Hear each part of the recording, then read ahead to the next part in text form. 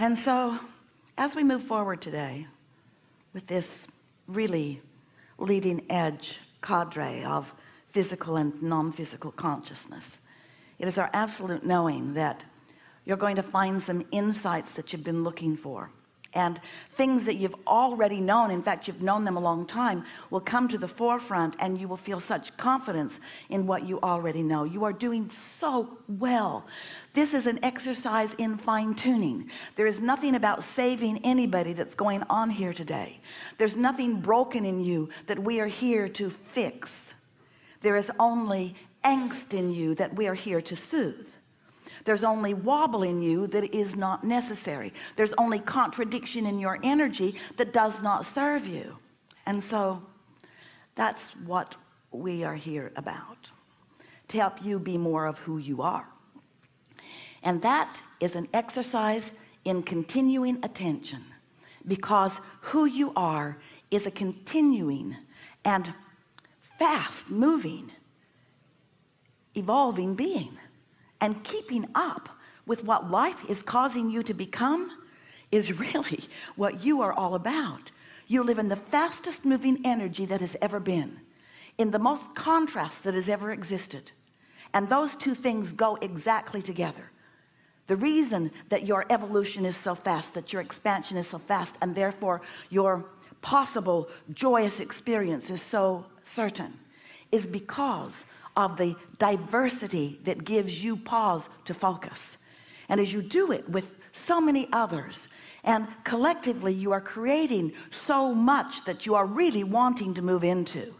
You've created through your attention, and therefore through your emission of vibration, a vibrational reality that is the premise of all things to come, that future generations will come into already knowing and experiencing. It's just you who are here with the old world, and from your basis in the old world you are creating the new world. It's only you that have one foot in the old world and one foot in the new world who are having any struggle. New ones being born in don't have any struggle. They're born in to the vibration of what is.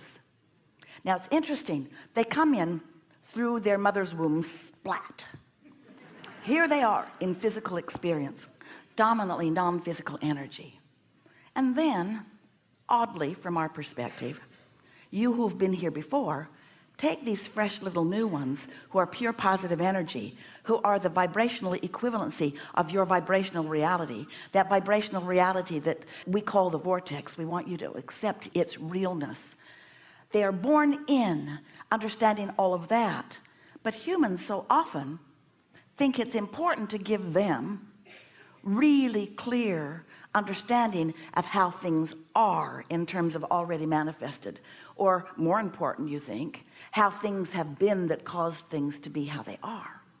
Well, we agree with you partly, because how things have been and what you've lived and what you've launched vibrationally is why things are in this vibrational reality. But those new ones already feel that, and they are moving steadily toward their manifestation of this new reality. But you're not so much. You don't move steadily toward your new reality because you are so enamored with the reality you've got, except you complain about it all the time.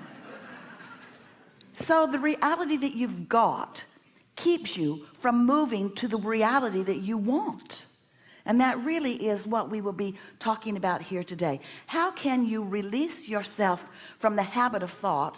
That's what a belief is. A belief is a thought you continue to think. A belief or an expectation.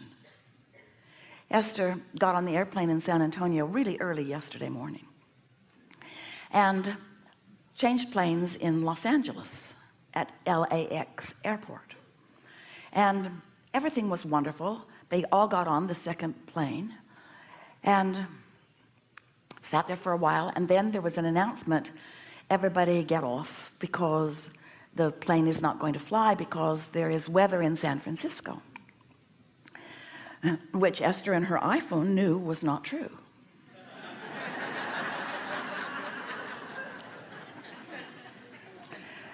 So they got off, and now Esther is flying early enough that she knows that no matter what the airline decides to do, she can get in a car and drive here. It's within her ability to do that. So she was at ease knowing that she was not going to miss all of you. But as she sat there, there was a woman, really quite animated, who was talking with the gate agent with clarity and a loud voice, and sadly she reminded Esther of herself. Because she wasn't just going to take at face value what they were saying. And as Esther listened to her, what she said made sense, even though it clashed with Esther's desire. She was saying that something, most likely some sort of anticipated weather, had slowed the San Francisco airport down enough that everyone no longer had a gate or a landing slot. And Esther had heard that before. It resonated with something that she'd heard before. And so as Esther listened to her reasoning, the man at the gate, he was a supervisor, he listened to her, to this woman, and sort of gave her a nod and a wink that she was onto something. But Esther had done something as she came off the airplane. As she came off the airplane, she stuck her head and her first foot and her second foot and most of her body inside the cockpit. And she said to the pilots, if you really needed to be somewhere today, would you wait for this plane or would you rent a car and drive it? Would you? And the captain of the ship said, I wouldn't drive it. I'd wait for this airplane. And Esther thought, good enough. So here's Esther. She's had experiences where they have delayed a flight and delayed it and delayed it and delayed it and delayed it and delayed it and then finally canceled it. And she knows that if you wait around long enough, then there are no other options except maybe to drive all night. So she has this current experience with all kinds of options about the way she thinks and feels, and wanting to vibe out some truth. From where do you get your truth? So now she's standing at the ticket counter, and there's another woman asking the agent there, can I fly into Oakland? And that woman said, all flights to Oakland are full. And as Esther was watching her face, she knew that wasn't true. Something about the way the woman was pretending to look at the screen. And so that woman went off. She had her carry-on. She went off to Alaska Airlines. And Esther thought, well, that's that, but I believe in my captain and I'm just going to sit here. Now this woman who was animated, she's still going on and on and on and on and on about how this plane's not going to fly. She's seen it so many times.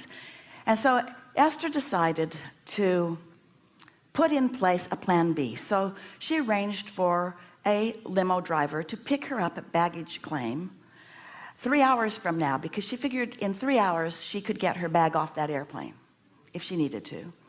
And so now she is sitting there relaxed and in some sense of relief, knowing that she was going to get what she wanted, even though she could feel that she was banging it out in an unnecessary way. So here she is. You've been there too. Her now vibration is clouded by all of the flights that have ever been canceled, all of the lies that she thinks she's ever been told, all of the trauma that she's ever lived around this subject, and current faith in a man that she believed was telling her what he believed to be true, although she doesn't know how much he actually knew. Have you ever lived that kind of confusion? What should I do? What should I do? What's the right thing for me to do? Do I just sit here and let the universe have its way with me? How much do you trust the universe? How much do you trust that the universe has your back? How much do you know that things are always working out for you? How much do you know that there is always a way, that there's always a plan? How much do you know that you don't need to be the one that figures it out? And when you try to be the one that figures it out, while it does exercise your reasoning ability, often the more you exercise your reasoning ability under the guise of creating your own reality, the more you introduce unnecessary resistance into the equation. You hearing us? So Esther sat there, and now she's feeling amused because this has been Mr. Toad's wild ride. She's been all over the place, mostly feeling confident that she's all right no matter what, but she went here and here and here and here and here and here and here and here and here because she allowed influences of current reality and a woman who had had a lot of experience. 45 years she's been flying, she and her husband. She knows about all of these kinds of things.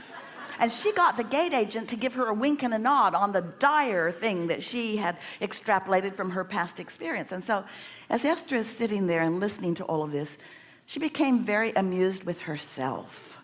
And she thought, wouldn't it be just a really funny thing if that time that they put up there was the time that we all just got on and flew off to San Francisco, which it was. It was a slight delay. It was a 3-hour delay. But it wasn't a canceled flight. And as Esther is settling into her seat, she is saying to herself, what has this life experience brought to me? What do I now know in a clearer way? What do I now know? What do I know more clearly than ever before? Things are always working out for me. There is always a path, and nothing serious is going on here. And what else? I introduce unnecessary resistance into my equation. Was it terrible? No. Was it an exercise? Yes. Was it sort of fun? Truly. Was it interesting? It's fascinating. Was it adventurous? Yes, it was. Do I feel more alive? I do. Did I make friends? Yes. Is there something I would have rather been doing with that time? No. Is it what living life is? Yes. Sitting in your environment, assessing what's going on, digesting it, just like eating a yummy vibrational meal. There isn't anything serious going on, no matter what it seems like. Esther was thinking, well, the stakes feel higher to me because I'm not just going to buy art.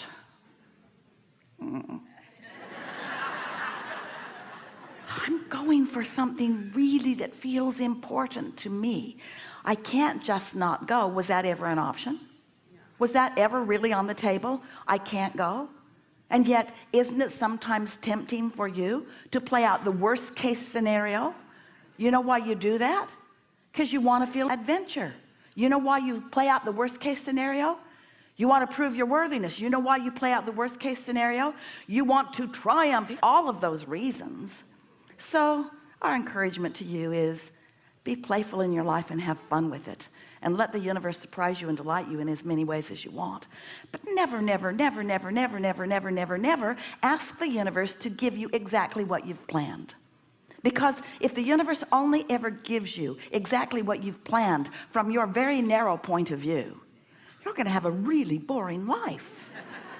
But if you allow the universe to reach out to all of the possibilities, knowing who you are and what you want, and if you've practiced your knowing that things always work out for you, then you can be an active participant. That's important in this unfolding drama of the way the universe will stand on its head to give you whatever you want whenever you want it.